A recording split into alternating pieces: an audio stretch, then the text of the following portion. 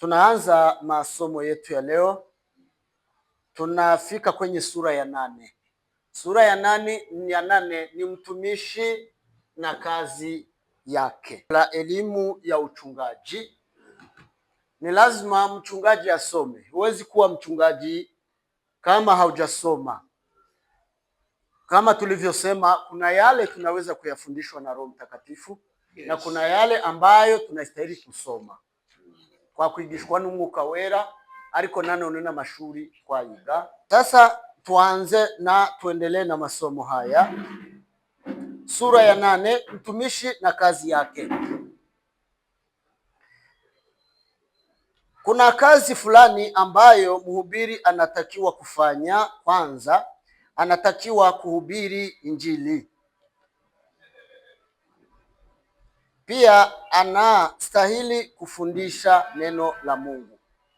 Haya ni maneno mawili ambayo ni kazi ya mhubiri wala mtumishi wa Mungu. Kuna kuhubiri. Jambo la pili ni kufundisha.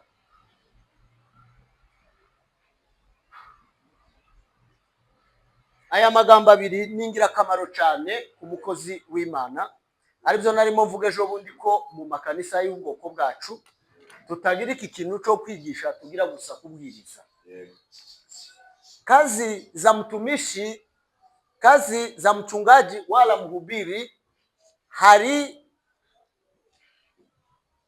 kubwiriza ni umurimo wa mbere umuvugabutumwa akora. Hanyuma abo yabwirije bahinduka, iyo bakijijwe bahinduka abakristo basha. Iyo bavuye ku ntambwe yo gukizwa no kwakira agakiza, niho baja ku ntambwe ya kabiri yo kwigishwa. Inyigisho zo kubwiriza, diferanse yazo n'indirimbo zo kufundisha no kwigisha. Itandukaniro hagati yo kwigisha no kubwiriza. Kubwiriza tubwiriza abantu bataramenya Imana kugira ngo bakizwe. Niba abantu tubwira amagambo y'ibanze, nubwo baba baraye bakijijwe, baba bakirabo kubwirizwa kubera amagambo y'ibanze arimo nko kubatizwa, amategeko 10 y'Imana. Ego, harimo amategeko 10 y'Imana, nta kibazo. Kubatizwa,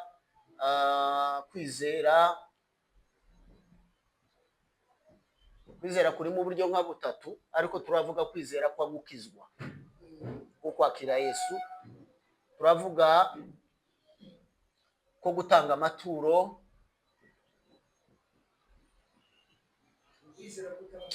ariko n'ubu ngubu baracyabivuga mu kanisa kandi abantu babizi. Yachi cyane gusa, ariko ukongera kandi kwacigisha mu kanisa bose boreka ziranyigisho n'izinyigisho zibanze, kuzura umwuka n'ibindi. Ibyo byose bibwirizwa ndetse no kwakira agakiza.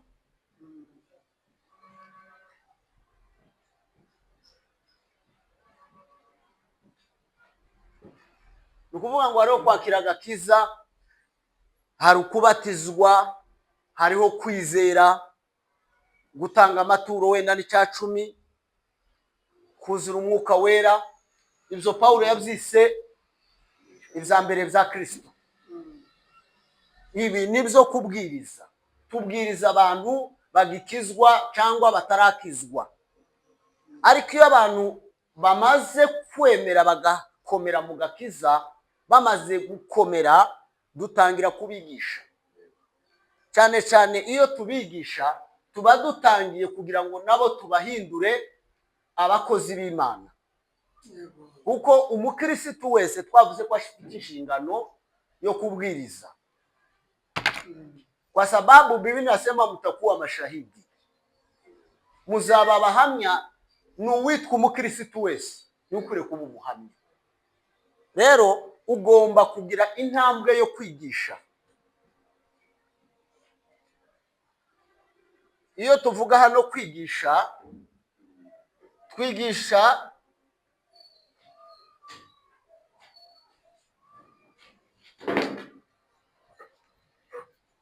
no gukomera mu gakiza. Tubigisha gukomera mu gakiza no kumenya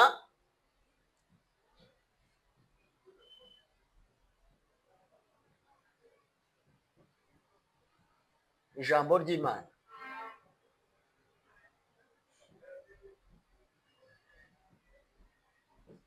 Rero tubigisha kumenya ijambo ry'Imana ku rugero aho bageraho nabo bashobora kuribwiriza. Gusa nankaho nta gitabo wazanye.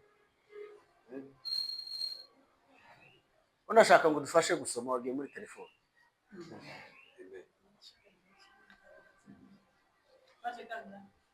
Turi kuri page ya 25.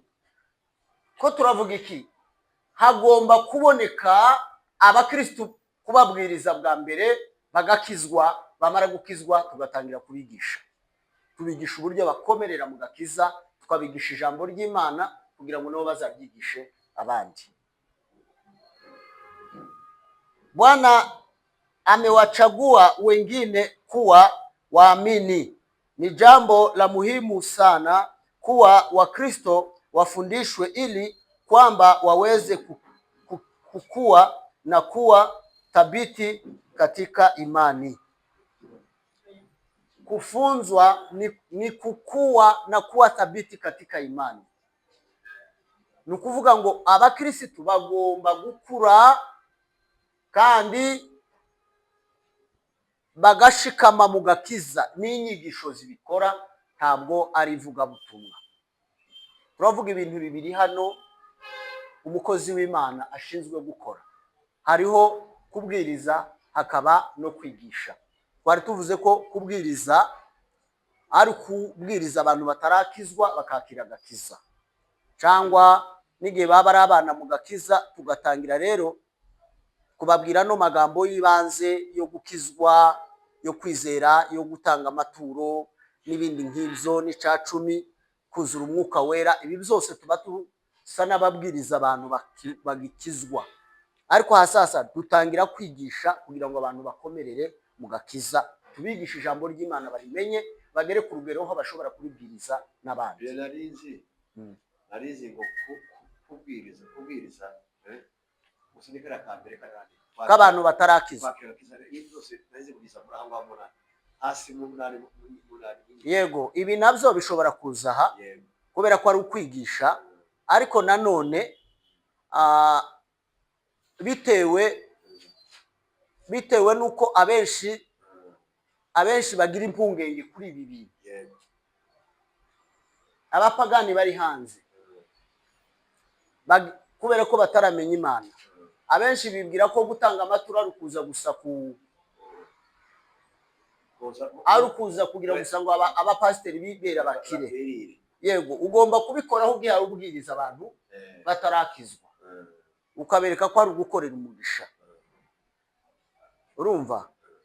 Nibi no kuvuga hejuru y'umubatizo, hari igihe bigusaba kubibwiriza hanze ku bantu batarakizwa kugira ngo bizere. Benshi nibyo batinya, ariko nanone na hano mu rusengero kubyigisha ni ngombwa, ndetse n'abakristo benshi dufite ubu nyine nibo bakwiriye kubyigishwa kuko bataramenya ico bita guta agaciro ko gutanga icacumi n'amaturo.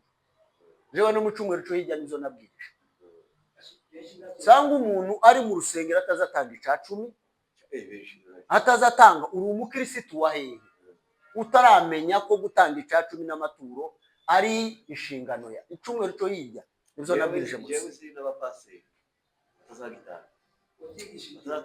iriya ku rusengero iwacu. Nizo nababwirije, ndababwira ngo niba uri umukristo warakijijwe ugomba gusa nuko ijambo ry'Imana rivuga.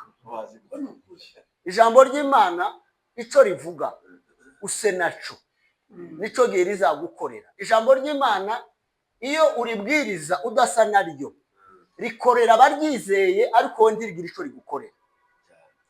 Ako kantu nsinzi ko mwagatahuye.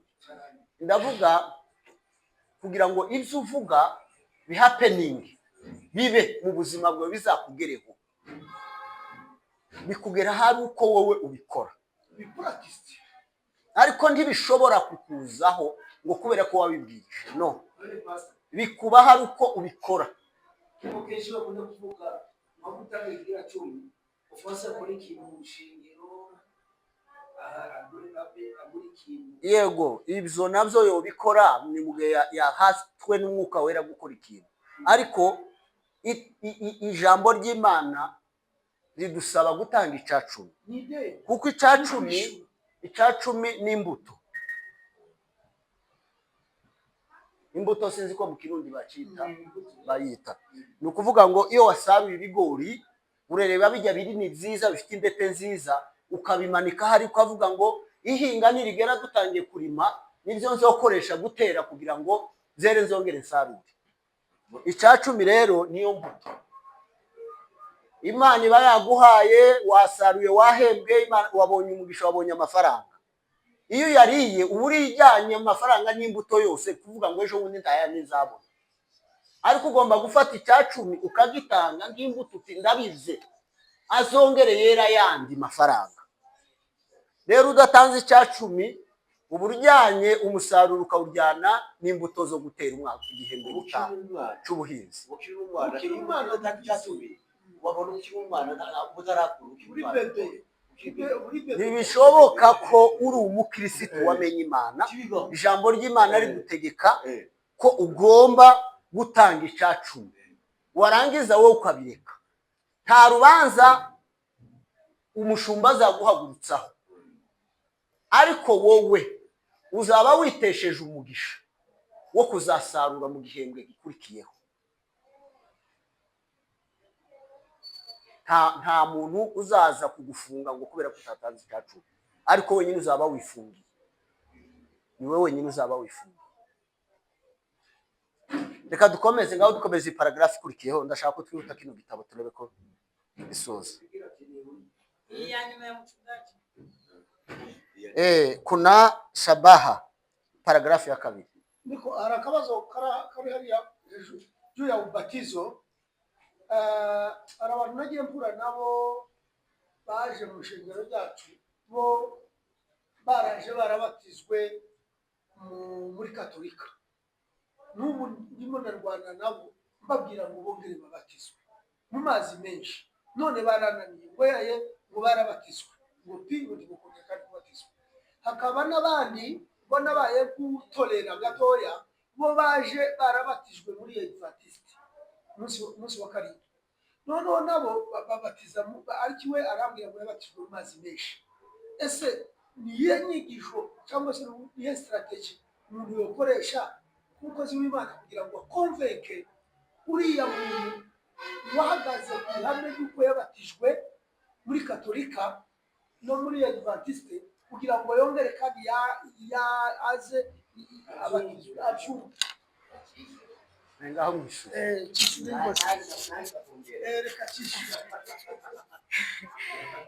ingene no cyishyura je nigisha inyigisho z'abajya bategura kubatizwa mu ishengero iwacu. Nicyo gikorwa nkora.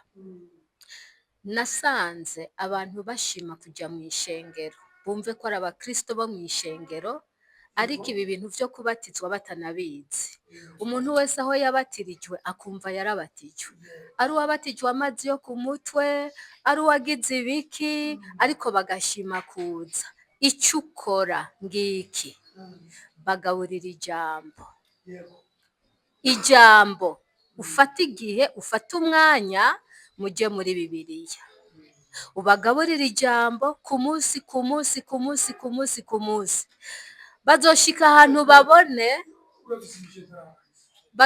ahantu babone icyanditse, basange Bibiliya ikivuga ku mubatizo, basanga atari ko byagenze. Baba babuze inyigisho. Ntushobora kubwira umuntu ngo ubatize uko utamubwiye ijambo, ahindurwa n'ijambo n'impamvu avyiboneye wenyine ubwiwe. Nuko duhora tubikora. Yesu abahezagire. Ijambo buriya ikihari, umuntu ashobora kuvuga ngo natwe turafite baje bavuye muri Katolika, ntashobora kuza ngo umubwire ngo ndamukubatiza ejo.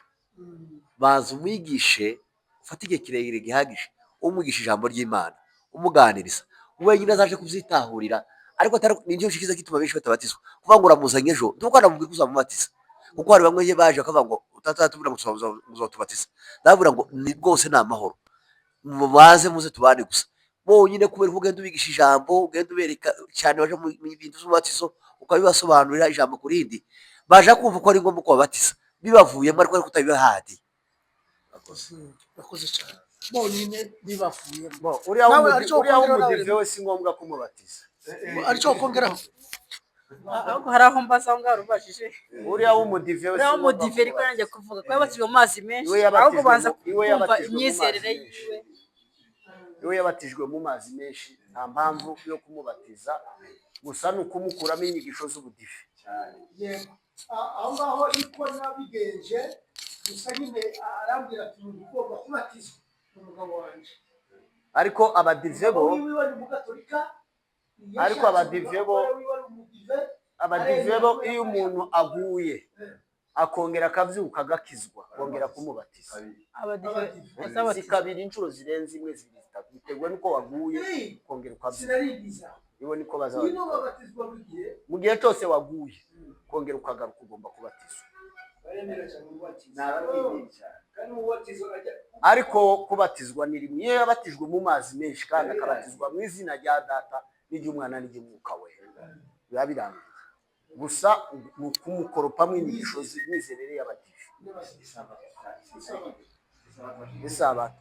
Hanyuma ariko bariya bo ni ukubigisha, bariya b'abakatoliki ni ukubereka ijambo kuko babivuze, ni ukubereka ijambo ry'Imana uko rivuga, ni uguhera umubatizo wo mu isezerano rya kera, guhera mu butayu. Bibiliya ivuga ngo hajya muri ya mazi baciyemo mu nyanja itukura, wari umubatizo. Cya gicu cyari hejuru yabo bari mu butayu, wari umubatizo. Biraza bigera igihe cya Yohana. zamuhereza umwigisha n'umusinzira w'umukabakaba. Ntabwo rero Mu gihe cya Yohana umubatiza nico gihe babatizaga mu mazi, igihe cya Yohana umubatiza. Mm. Na Yohana umubatiza mu mazi menshi. bakabatiza mu mazi Na menshi. Yesu yagiye muri Yorodani. Na Yesu ni Yohana umubatiza wamubatije Muri Yorodani. amubatiza mu mazi menshi. Ni mazi menshi. No, n'itorero rya mbere ryabatizaga mu mazi menshi. Bakatolike babikoze gusa kubera ibyubahiro by'abantu, babona umwami runaka ngo bamuvitse mu mazi, ntibamukorera urugero gusa batonyanze mu ntuzi. Ariko umubatizo w'amazi menshi ufite ikimenyetso cyo gupfana na Kristo ukazuranwa nawe. Uwapfuye rero arahambwa akabona kuzuka. Noneho mu gihe wowe utahambwe ukaba ukiboneka ngo bacisha ahantu, uba wapfanye na Kristo ngo uzuranwe nawe, ntabwo uba wabatijwe wose umubatizo. Dukomeze please, kwa masaa atugendana kandi nta kugiza. Kuna shabaha kadhaa Ndio ambazo yampasa mtumishi kuwa nazo katika kazi yake. Yeye ndiye mwenye madaraka katika ibada ya kanisa. Ibada hii haina budi kuwa ya kiroho. Yohana 4:33. Kila kitu lazima kifanyike kwa heshima na adabu na kwa utaratibu. Hii inabidi kuwa Mpentekoste, nafasi itolewe kwa watu kwa ajili ya kumfuata Roho na kujazwa na Roho Mtakatifu. Ni wajibu wa mchungaji kulitunza kanisa lake katika hali ya amani.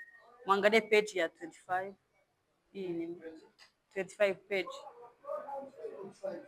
itorero umushumba agomba kumenya ko ari we muyobozi waryo, kandi agomba kumenya ko itorero agomba kurishorera akarigeza mu mwuka.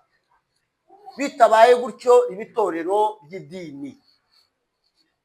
Umushumba niwe utegerezwa gushorera itorero mu buryo bwo kurisengesha kugeza ubwo abakristu bahinduka abanyamwuka, kuruta kuba gusa idini gahunda. No, menya ko itorero ryose kugira ngo rigere ku rugero Imana ishaka nuko riba nyamwuka. Ni wajibu wa mchungaji kulitunza kanisa lake katika hali ya amani. Yego, kandi ugomba kugerageza uburyo itorero ribaho mu mahoro, upendo na umoja, nta macakubiri, mu rukundo, mu bwumvikane. Izo zose umushumba bigiramo uruhare. Shabaha ya shetani ni kuleta usuda na mashindano kanisa. Ndio. Upendo ni ufunguo wa amani katika kanisa.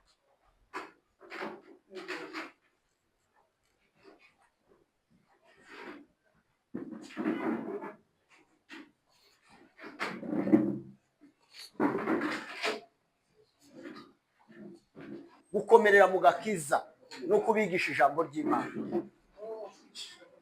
Yego, kugira ngo bagere ku rugero ryo kubwirizwa nabo.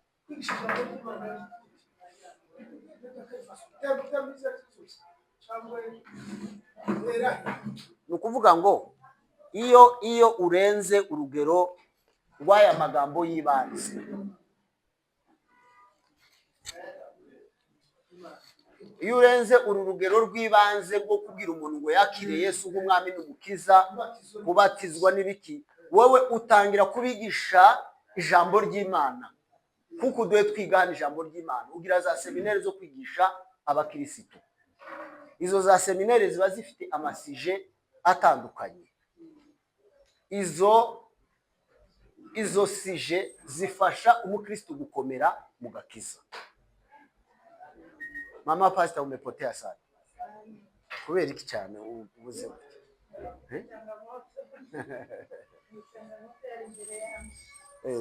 Sawa, karibu. Ni kazi ya mchungaji kuwakamilisha wale watakatifu aliyo nayo. Umushumba wese afite inshingano zo gushorera. Twari tuvuze ngo urukundo ni urufunguzo rw'amahoro mu rusengero. Umushumba agomba kubera amaso urusengero, akaremamo umwuka w'urukundo hagati y'abantu basengana. Niba ari abamama, uwabyaye bamwiteho, uwarwaye bamusure, uwagize gute, ndetse haba mu rusengero uwagize ikibazo runaka bamwiteho. Mureme umwuka w'urukundo, urukundo nirwo rufunguzo rw'amahoro y'itorero. Ya kwanza, kuna tatizo katika kuwahifadhi watu wengi kutokana na kuanguka. Maina, umepotea.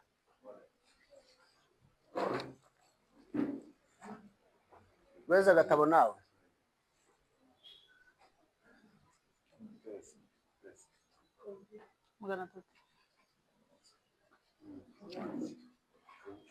Reba hano.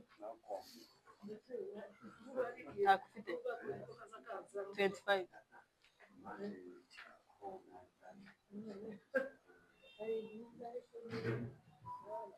Tuko kwa page 25. Tuendelee.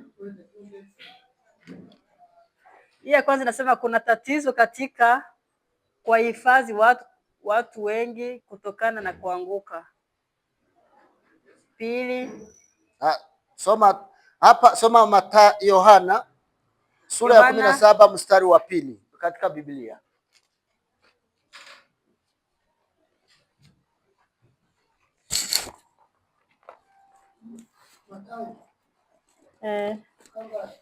Kumi na karindwi umurongo wa 2.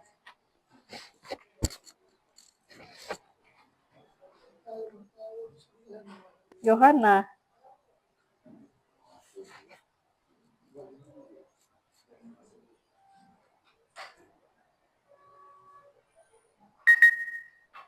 sura 17 mstari wa 2.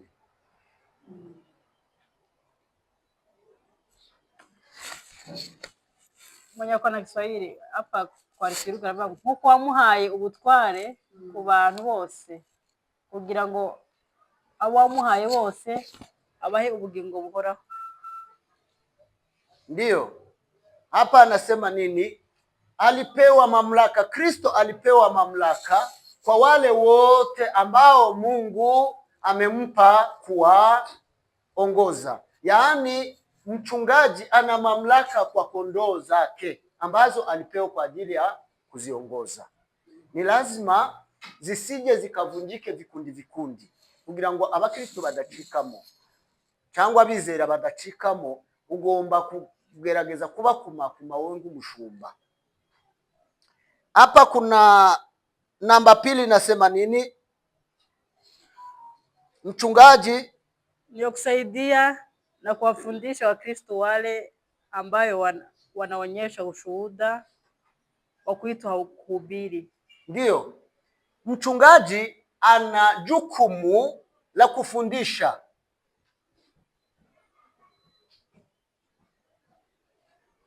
Kufundisha wale ambao wana mwito wa kuhubiri na wenye vipawa vya Roho Mtakatifu. Ndiyo, na wale wenye vipawa vya Roho Mtakatifu. Umushumba niwe ushinzwe kwigisha ba Kristo abona basa n'abahamagawe bakeneye gukorera Imana no kuvuga ubutumwa. Ntazahaguruka ngo agiye kubwiriza atarigishije uburyo babwiriza cyangwa uburyo bigisha. Yaani namna ya kuhubiri na namna ya kufundisha, ni lazima mchungaji angalie lile kundi ambalo lina mwito wa kuhubiri wala mwito wa kufundisha na kuanza Injili. Ni lazima wasome. Usiwaambie tu mimi nina mwito wa kufundisha wala kuhubiri, umtume kwa barabara kwenda kuhubiri. Hapo atakumbana na shida kubwa sana. Ni lazima asome. Niba umuntu afite umuhamagaro wo kubwiriza, ni ngombwa ngo umushumba bicaze abatozi abere kuko babwiriza nuko bigenda. Agomba kubibigisha, bigisha ijambo ry'Imana, abigishe n'uburyo baribwiriza. Na kuna wale ambao wana vipawa, na hiyo ndiyo shida tuko nayo siku hizi.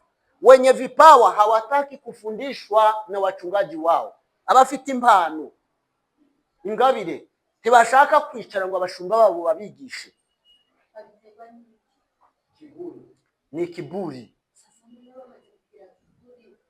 Ni kiburi ndio inawaletea wenye vipawa.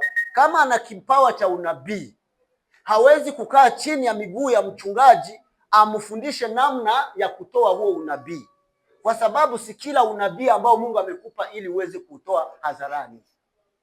Kuna ule ambao ufichwe uambiwe wachungaji waombe. Kuna ule unastahili kuambiwa watu kiupekee. Kama mimi Mungu amenionyesha wewe una shida fulani, ni lazima nikuendee wewe mwenyewe. Lakini nisije kanisani nianze kusema fulani ana shida fulani. Hapana. Wa muntu utangira guhanura hadharani ngo haguruka wowe, Imana irambwiye ngo bimeze gutya na gutya. Uwo ngo wabaguhaye Satani. Nubwo yaba ari umuhanuzi ukuri, hata awe nabii wa kweli, asiwe ule wa uongo. Ni nabii wa kweli, ameona kitu fulani kizuri kwa mfano baraka, hari umugisha yakubonyeho. Ameona ya kwamba siku zijazo utakuwa na baraka, utajenga magorofa nini na gari na kama hivi. Kisha yeye anasimama hadharani, anaanza kutoa unabii huo. Huyo hajakubariki yeye mwenyewe, amekusimamishia vita mbele ya shetani. Watu wenye chuki, wenye roho mbaya, ambao wenye wivu.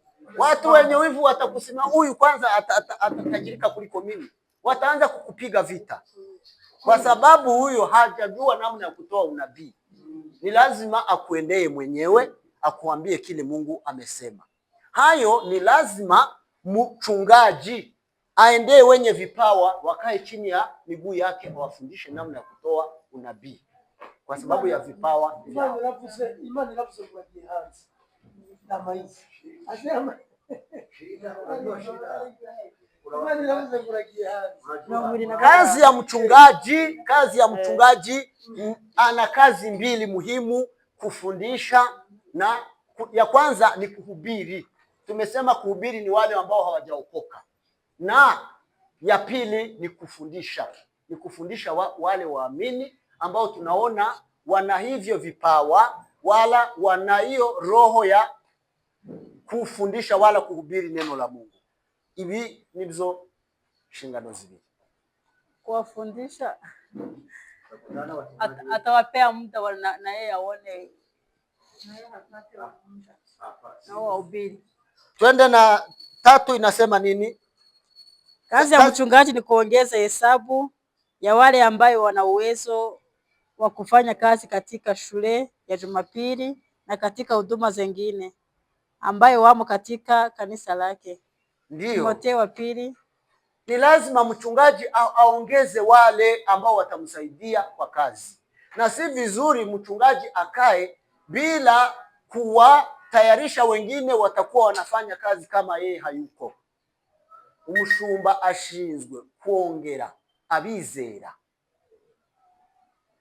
mu kubigisha kugira ngo abantu bashobora gukora imirimo runaka mu rusengero. Hiyo sisi wamesema wale wanasoma Jumapili, twebwe tugira ikibazo. Daktari niwenza mbona zibikora hano kila asubuhi, zile saa za asubuhi ni za kusoma Bible school. Wakristo wote wanaweka ubao pale wanasoma kama dakika 30 ni za kusoma, kisha na maswali, kisha ndio wanaanza ibada. Hapo ni lazima Wakristo wasome Bible study. Wasome. Hapo unaona namna Wakristo wako wanafuata. Aho ni umenyera abantu uko bagenda bumva batahura, ukamenya impano zibarimo uko bumva ijambo ry'Imana. Yego, inafika kiwango unatayarisha timu ambayo itakuwa inafanya kazi katika kanisa na kuituma katika Injili. Na wakati wewe umeenda mahali fulani, utajua ya kwamba kanisa iko salama, watu nimewafunza wamekwisha kuelewa neno la Mungu. Sana mimi kuna kitu kinanipata roho au kinanivunja moyo. Kuna wakati mimi kama ni siku yangu ya kwa kanisa, siku hizi na mimi napendeza sana na kufundisha neno la Mungu, kufundisha. Lakini nikiangalia na mimi nasema siku hizi kwa kanisa kwetu, kama ni siku yangu ya kuhubiri, sana sana naenda kwa mafundisho. Lakini nikienda kwa mafundisho, nikifuata hali ya Wakristo au Wakristo, naona hawachangamki. Na mimi nalivuta roho. Inabidi niende kiroho nianze kwa Waende kuhubiri. Nimesema lakini nabii amesema, lakini naende kilivuta moyo. Ukiona wakisinzia kuna vile wamezigeuza ama fulani. Hapana. Hao Wakristo wa Kongo walizoea kuhubiriwa. Hawajajua kufundishwa. Wanaweza kushautiwa. Wafundisha wanasinzia. Moto. Lakini ukiwazoelesha Watajua. Shida ya kwetu. Wengi wanataka wahubiri. Unaona wakiniachia niendelee, unaona hawezi kuacha nihubiri kama wiki mbili wiki. wewe unapanga kila kitu. Hata kama unapanga hicho, kama uone Sisi hapana. Si wewe ndio Hapana. Kupanga ni Tafadhali tuendelee kwa sababu ya muda, tumalize chapter hii. Mchungaji hana bidii kuwapa watu wake. Hana budi kuwapa watu wake maono ya kuokoka wanaopotea na roho ya uinjilisti wa dhati. Colossians chapter 2 verse 1. Kuhusu uponyaji wa Mungu, ni lazima mchungaji ahubiri juu ya uponyaji katika kanisa. Na awe na siku ya ibada ya uponyaji katika kanisa lake. Na hii mnajua tuna shida hii katika makanisa ya Wakongo. Ni lazima mchungaji awe na ibada kwa ajili ya kuhubiri wale ambao hawajaokoka, na ni lazima awe na ibada nyingine kwa ajili ya uponyaji. Iwe ibada kipekee kwa ajili ya uponyaji. Bwiriza hejuru yo gukiza. Yesu arakiza abarwayi, abafite indwara zo mu mitima, abafite indwara zo mu mibiri. Nurangiza usengera abarwayi. Gukiza si ukwawe, ni ukw'Imana. Imana yakubwiye ngo kuri ico kintu ubasengere. Hiyo itasaidia kanisa. Na ibada hizo sisi hatukuwa nazo. Kuombea wagonjwa. Na Mungu ndiyo unajua, utajikuta ya kwamba watapima waone, mchungaji wote anaweza kuombea wagonjwa. Utakuta kuna kuja kama wawili wala Na kuponyesha watu si mchungaji anaponya wagonjwa, ni Mungu. Wewe fanya kazi yako tu ya kuombe. Waite wote wagonjwa wakuje kanisani, kisha wewe uombe, Mungu ataponya. Lakini hizo ibada haziko, kwa sababu watu watasema hapana, lakini mchungaji ni lazima. Kipawa cha kuponya wagonjwa si kipawa cha mtu mmoja, ni cha kila muamini yeyote, kwa sababu miujiza itafuata waaminio. Biblia inasema nini? Watanyosha mikono juu ya wagonjwa watapona. Ibitangaza bizakurikira bizera, bazarambika ibiganza hejuru y'abarwayi bakire. Ni igitangaza gikurikira uwizera, si umupasiteri, si umuvugabutumwa, sinde. Uwizera wese iyo gusarambitse ibiganza murwayi arakira. Kwa hiyo mchungaji ni lazima organize ibada kama hizo. Tuendelee. Mchungaji mwenyewe Ndio.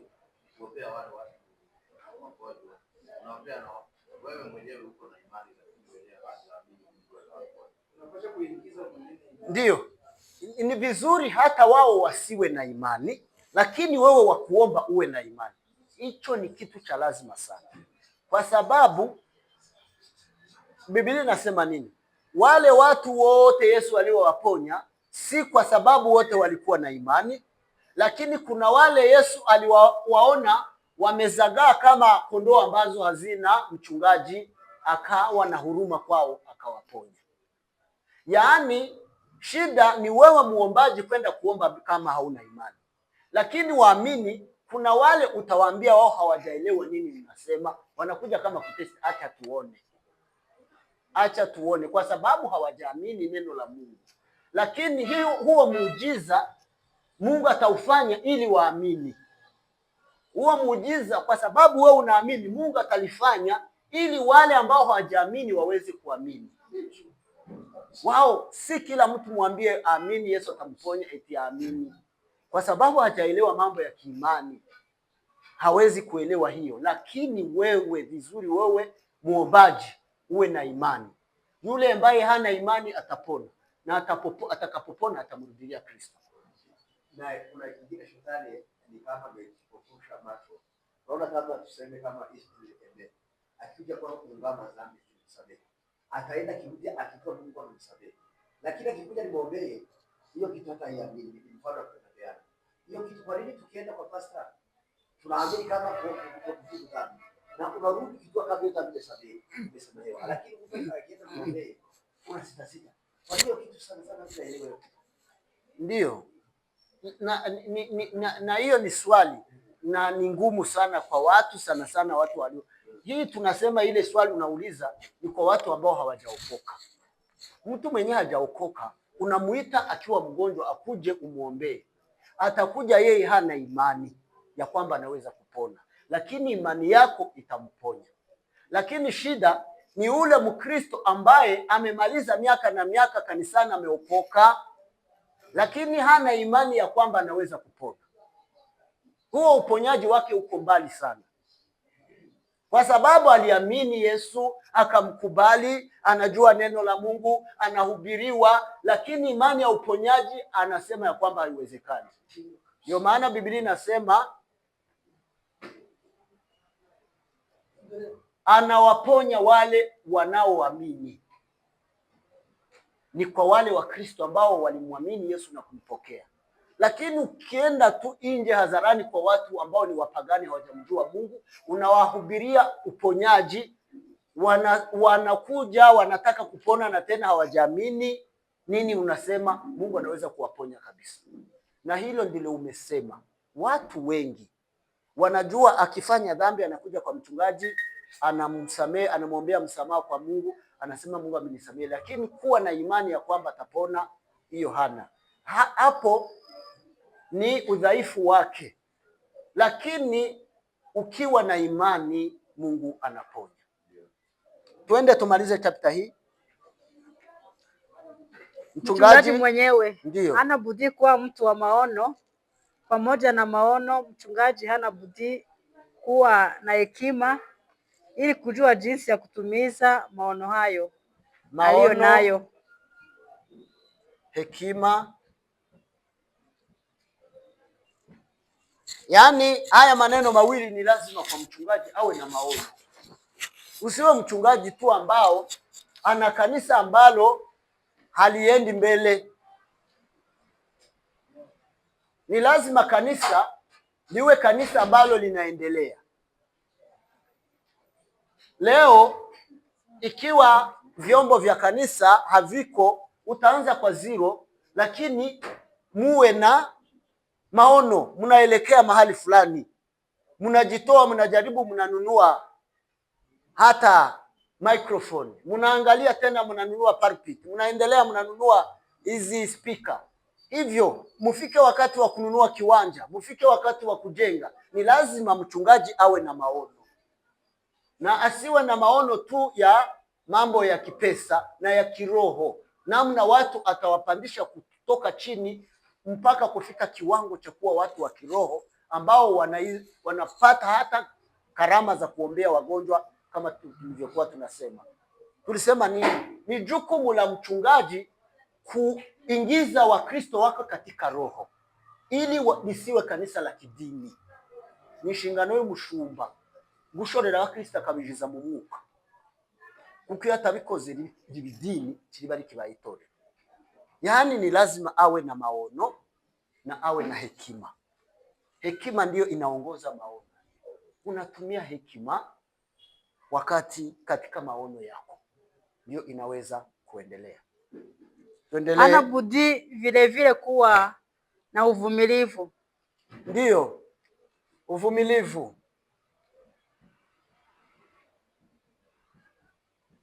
Hili ni jambo la muhimu sana kwa wachungaji, uvumilivu. Watakutusi, watasema nini, watafanya nini, watakuzihaki, lakini ni lazima mchungaji awe na roho ya kuvumilia. Mara nyingine mchungaji ni mwenye haraka na watu wake na wazee wake pia wanakuwa hivyo hivyo. Hii angalau subiramo iryo jambo. hana budi vile vile kuwa na uvumilivu. Mara nyingine mchungaji ni mwenye haraka na watu wake na wazee wake pia wanakuwa hivyo hivyo. Ndiyo, ni lazima uwe mvumilivu, lakini inampasa tena awe mtu wa haraka haraka, asiwe mtu mvivu. Umushumba barakubwira ngo Mukristo wawe ararwaye ukiryamira bugaca mu gitondo. Ni lazima umke usiku. Wakikuambia kwa hospitali nenda usiku. Uwe mtu wa haraka.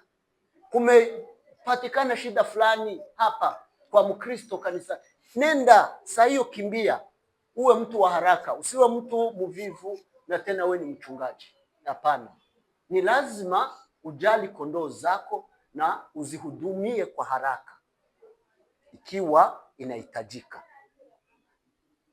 Watakuambia fulani amegonjeka ako hospitali saa hii, ni lazima uache programu zingine uende huko, uende kumuona na umuombe. Hii angalau husababishwa na kutokuwa na ujazo wa kiroho au kwa sababu ya upungufu wa kiroho. Mwisho, mchungaji hana budi kumtegemea Mungu. Ndiyo. Hii ni ishara ambayo itakuonyesha kwamba mchungaji si wa kiroho. Kikwereka ko umushumba yagabanutse mu buryo bw'umwuka. ni uburyo yita ku ntama. Mu gihe atakita ku intama ku murimo w'Imana azaba yarabaye umunyamubiri. Muramubwira ati bimeze gutya, habaye twije amasengesho ntabasure n'umunsi n'umwe.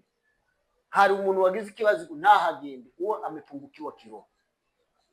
Lakini ukiona mchungaji ni mwepesi kwa kila jambo kwa ajili ya shida za kanisa, huyo ni wa kiroho. Sinzi ko ibingibi muzumva. Nimba twariganye igitabo ca homiletiki kivuga ko ikimenyetso ca mbere cerekana itorero cyangwa umuntu uri mu buzutsi ni umwete. Umwete ni mu Kirundi naho ni umwete. Ikimenyetso cerekana ko uyu muntu ari umunyempwemu cyangwa ari mu bubyutse ikanguru ni umwete. Bidii ni ishara ya uamsho.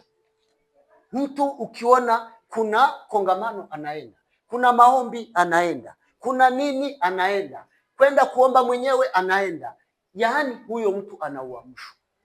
Mbona unasema kama mchungaji akija mahali usiti suri unadharau hivi tu hivi? Aje sijakuelewa. Bado Na sherehe fulani nenda. mchungaji kwa hali ya juu. Inafuatana na sherehe ni gani umeenda. Kama ni sherehe ya kwenda unakutana watu wako kwa ndombolo, unaenda huko? Hapana. Na ingine kuna kitu sana sana wabaje kwa mfano hakijui vitu ambacho tuseme unakutana kuna hii makesha kama ni kazi nyingine, unaona mchungaji kesho yoyote unaona mchungaji anaketa kwa kazi tofauti kaja kupita mahali ya nani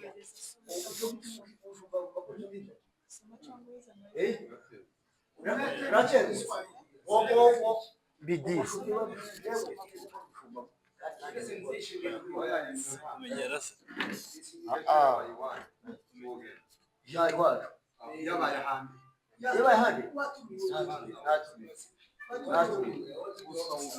Inafuatana na kesha.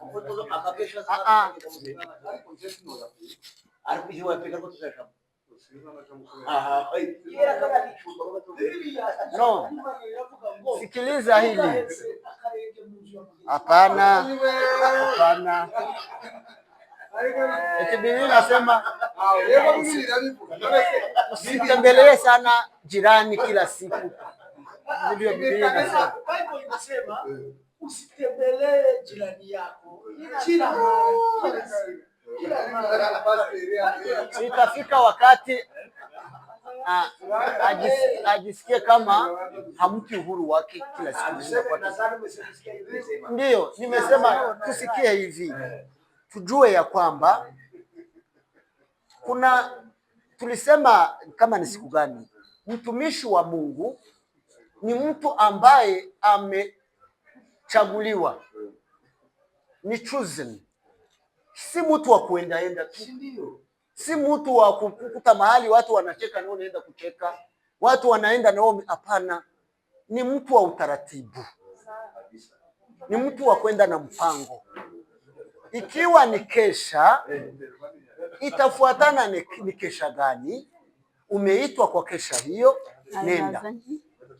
Kama haujaitwa, unaweza hata kuenda kama haujaitwa, lakini ukisha kujua ni wanani wako hapo, wana mahubiri gani, ni kiini gani kiko hapo, kama kinaweza kufanya uwe interest. Nage mu bindi biganiro.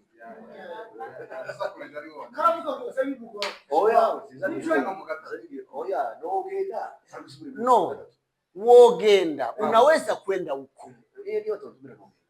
Na kuenda kwako unaweza kwenda kama umeitwa, na kama haujaitwa itafuatana na nini iko hapo. Esio kesha ni bande bayi hostings, harabari interest batuma ngenda. Ese uri interest Nico cyo tumubwira ureba ego irimo bantu aba bantu nize interest cyane. No, umuntu w'umushumba ngo hariho ntuzi ese hari imwe bazavuga ngo bazayishauriye yafuza. usanga muri kumwe na yawe komeza komeza yego sawa reka tatu eh baza bavuga muri ari ikimenyetso cy'ubuvyutse cy'ikangu yego